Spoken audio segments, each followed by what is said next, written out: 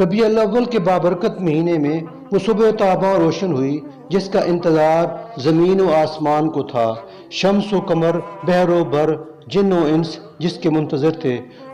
اس صبح کا انتظار ان یتیموں کو بھی تھا جنہیں مال پر قبضہ کر کے در در کی ٹھوکریں کھانے کے لیے چھوڑ دیا جاتا، ان ماؤں کو تھا جو مال میراث کی طرح بیٹوں کے حصے میں آ جاتی۔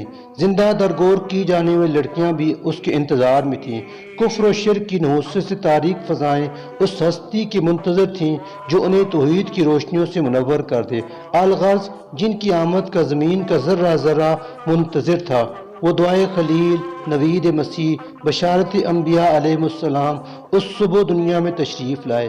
ہمارے پیارے نبی، شفیع المذنبین، ختم المرسلین، فخر دو عالم صلی اللہ علیہ وسلم کی آمد پر کسریٰ کے مال کے کنگرے گر پڑے اور تیرہ و تاریک جہاں روشن ہو گیا۔